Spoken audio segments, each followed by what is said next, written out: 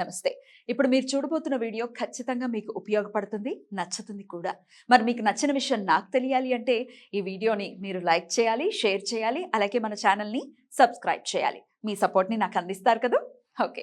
ఇప్పుడు వీడియోని స్టార్ట్ చేద్దాం. నమస్తే, వెల్కమ్ టు అవర్ ఛానల్. నేను పద్మిని. ప్రస్తుతంతో పాటు ప్రముఖ ఆధ్యాత్మికవేత్త, వాస్తు జ్యోతిష పండితులు, రాజరాజేశ్వరి ఉపాసకులు, జ్యోతిష రత్న, జ్యోతిష ప్రపూర్ణ బిరుదాంకితులు శ్రీమతి భానుకోటేశ్వరి గారు మనతో పాటు ఉన్నారు. మాట్లాడదాం. నమస్కారం అండి.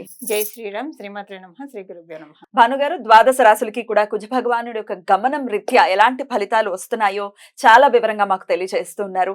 మేష వృషభ రాశుల గురించి మాట్లాడుకున్నాము. ఇక మిథున రాశి వారికి ఫెబ్ 6 నుంచి మార్చ్ 15 వరకు ఎలా ఉండబోతుందండి?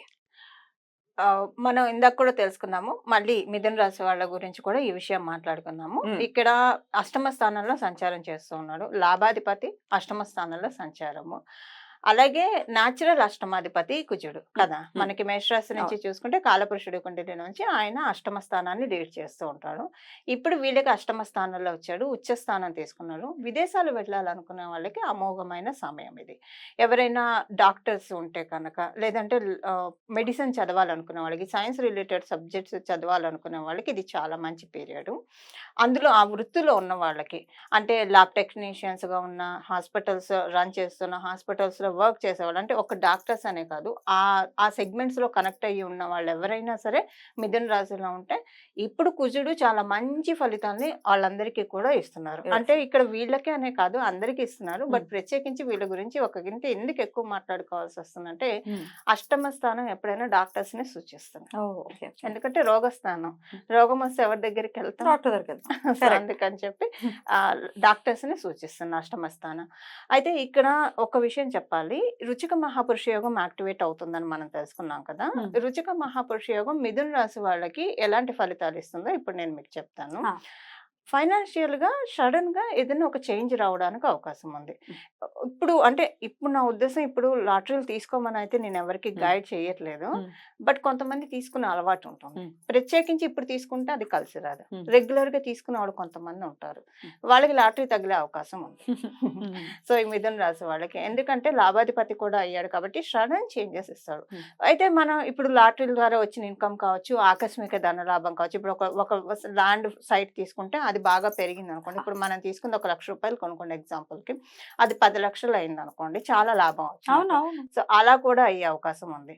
అయితే ఇవేవైనా పద్మిని, ఇవన్నీ మళ్ళీ తినేస్తే కరిగిపోయావి కదా.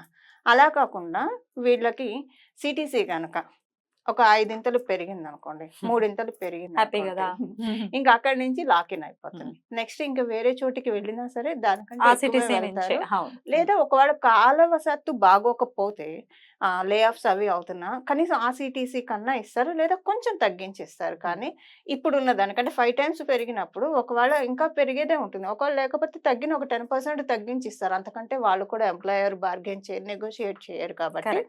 సో వీళ్ళకి నికరమైన ఆదాయము పెరిగే అవకాశం కూడా మిథున రాశిలో పుట్టిన వాళ్ళకు ఉంది.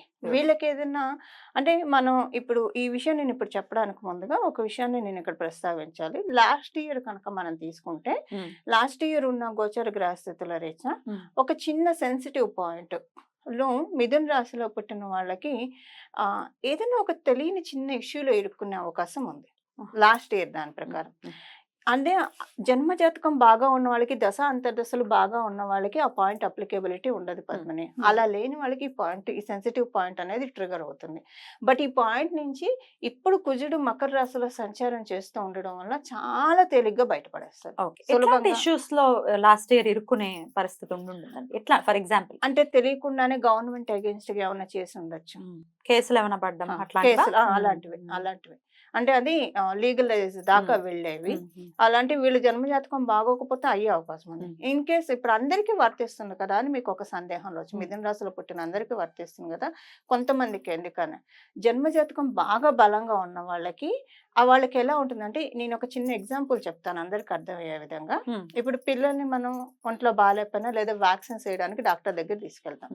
కొంతమంది డాక్టర్లు డైరెక్ట్ గా ఇంజెక్షన్ చేసేస్తారు, అంటే వాళ్ళ టైం బట్టి. అది పిల్లలు చచ్చెట్టు ఏడుస్తారు. ఇప్పుడు కొంతమంది డాక్టర్ దగ్గర తీసుకెళ్తే వాళ్ళు ఏం చేస్తారు, బొమ్మల్ని ఇస్తారు, ఆడిపిస్తారు, ఆడిపిస్తే ఇంజెక్షన్ చేసేస్తారు. వాళ్ళకి అసలు తెలియదు.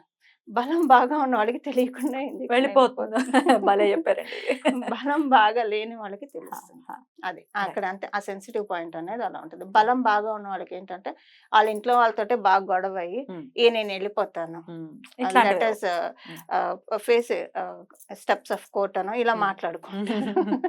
కానీ అక్కడేం ఉండదు. హ్మ్. మళ్ళీ సాయంత్రం అయ్యేప్పటికి ఇద్దరు నార్మల్ అయిపోతారు. హ్మ్. సో, అది ఏ రిలేషన్ అయినా కావచ్చు. రైట్. సో, ఇలా ఉంటుంది. రైట్. అది లేని వాళ్ళకి, బలం లేని వాళ్ళకి కేసెస్, కోర్ట్ కేస్ అంటే వీళ్ళకి పాపం వాళ్ళ తప్పు ఉందని మట్టుకు అస్సలు కాదు. హ్మ్. తప్పు లేకుండానే లేకుండా దాని నుంచి బయటపడతారు. బయటపడతారు. రైట్. ఇప్పుడు కుజుడు చేసే పనే అది. రైట్. దాని నుంచి బయటకి తీసుకొచ్చి దానిలో లబ్ధి ఇస్తున్నారు. హ్మ్. లబ్ధి అంటే ఏంటి? హ్మ్. బయటపడటం. హ్మ్. అంతే కదా! ఇప్పుడు దాంట్లో సమస్య నుంచి బయటపడటం కూడా ఒక లబ్ధి కదా! కరెక్ట్. సో, ఆ ఊబిలోంచి వీళ్ళని బయటికి తీసుకొచ్చేస్తాడు కుజ హ్మ్. భగవానుడు. హ్మ్. అండ్ వీళ్ళకి కాంట్రాక్ట్స్, గవర్నమెంట్ కాంట్రాక్టర్లకి మంచి శుభ సమయం. కాంట్రాక్ట్స్ బాగా రావడానికి అవకాశం ఉంది. గవర్నమెంట్ ఉద్యోగం కోసం ప్రయత్నించే వాళ్ళకి చాలా మంచి శుభ సమయము. గవర్నమెంట్ ఉద్యోగం కోసం ప్రయత్నించడానికి ఏమన్నా ఎగ్జామ్స్‌కి ఎన్రోల్ అవ్వాలన్నా సరే, ఆ స్టడీ మెటీరియల్ తెచ్చుకొని చదువుకోవాలన్నా ఇక్కడి నుంచి గనక స్టార్ట్ చేస్తే అది సక్సెస్‌ఫుల్ అవ్వడానికి అవకాశం ఉంటుంది. కొన్ని కొన్ని సార్లు కాలం చాలా బలం కలిగి ఉంటుంది. అవును. ముహూర్త బలం ఉంటుందంటాం. హ్మ్. సో, అది ఇప్పుడు మిథున రాశి వాళ్ళకి చదువుకోవడానికి చాలా మంచి శుభ సమయం. ఏ ఏజ్ పిల్లలకైనా. హ్మ్. ఏ ఏజ్ వాళ్ళకైనా కూడా. హ్మ్. ఇప్పుడు కొంతమంది ప్రైవేట్ ఉద్యోగాలు చేస్తేనే గవర్నమెంట్ ఉద్యోగాల కోసం ఎగ్జామ్స్‌కి ప్రిపేర్ అవుతుంటారు. బ్యాంక్ ఎగ్జామ్స్ కావచ్చు, రైల్వే కావచ్చు, ఏదైనా సరే. హ్మ్. అలా చేయాలనుకున్న వాళ్ళకి ఇప్పుడు చాలా మంచి శుభ సమయం. కుజుడు ఆయన ఏం చేస్తాడంటే, మన సరస్వతి అమ్మవారిలో నిశ్చేష్ట జాడ్యాపహ అంటాం కదా! హ్మ్. మనలో ఉన్న జడత్వాన్ని తీసేస్తుంది అమ్మవారు. హ్మ్. తీసేసి చురుకుదనాన్ని పెంచుతుంది అమ్మవారు. హ్మ్. ఇప్పుడు ఆయన చేసే పని అదే మిథున హ్మ్. రాశి హ్మ్. వాళ్ళకి. సో, అది లేదా కొంతమంది మీడియా రంగంలో ఉంటారు. వాళ్ళకి ఈ నెల చాలా బాగా మంచి ప్రోగ్రెషన్ ఇస్తాడు. రైట్. మంచి పేరు తెచ్చిపెడతాడు. కుజుడు ఎప్పుడైనా సరే ఆయన దృష్టి పెట్టిన రాసుల్లో బాగా ఎలివేట్ చేస్తాడు. రైట్. ఎందుకంటే అగ్రెషన్ కదా! నెమ్మదిగా చూద్దాంలే చేద్దాంలే కానీ ఫాస్ట్‌గా తీసుకెళ్ళిపోతాడు. హ్మ్. ఒక ఎలివేటర్ లాగా ఎలివేట్ చేస్తూ ఉంటాడు. బ్యూటిఫుల్. సో, అది. అయినప్పటికీ వీళ్ళు ఏదైనా పరిహారం చేసుకోవాలంటే ఏం చెప్తారండి ఈ 45 డేస్ కూడా? వీళ్ళకి బావుంది కాబట్టి ఇష్టదేవత ఆరాధన సరిపోతుంది హ్మ్. పద్మని. హ్మ్. ఎందుకంటే ఎలా చూసుకున్నా మంచి బెనిఫిట్సే ఉన్నాయి మిథున రాశిలో పుట్టిన వాళ్ళందరికీ.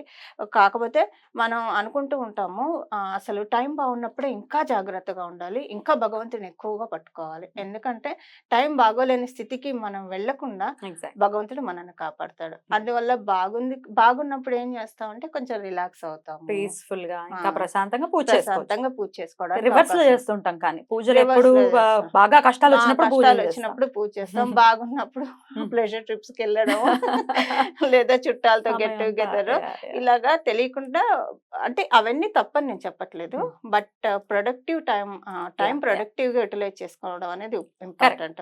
కరెక్ట్. అదెప్పుడు భగవంతుడితో అనుసంధానం అయితేనే మనం ప్రొడక్టివ్‌గా యూజ్ చేస్తున్నట్టు అవుతుంది. బ్యూటిఫుల్ అండి. ఆన్ దిస్ నోట్ ఇప్పుడు భూపుత్రుడు కాబట్టి కుజ భగవానుడు భూమిని రెస్పెక్ట్ చేయటము, లేకపోతే ప్రతినిత్యం నమస్కారం అట్‌లీస్ట్ చేయటం అనేది చేస్తే కుజుడు సంతోషిస్తాడా? తప్పకుండానండి. హ్మ్. మనం అందుకే పొద్దున్నే లేవంగానే హ్మ్. మనం దండం పెట్టుకుంటాం కదా! హ్మ్. సముద్ర వసనే దేవి పర్వత స్థాన మండల అని హ్మ్. చెప్పేసేసి మనం దండం పెట్టుకుంటాం కదా! చాలా మంచిది. హ్మ్. అందుకే మనం దేవి భాగవతంలో కూడా చూసుకుంటే భూమాత అంబువాచి దినాలని ఉంటాయి. హ్మ్. ఆ దినాల్లో భూమిని డిగ్ చేయకూడదు. హ్మ్. ఇప్పుడు డిగ్ చేయడం అంటే బోర్‌వెల్స్ ఏసే వాళ్ళకి ఈ పాయింట్ బాగా చూసుకోవాలి వాళ్ళు.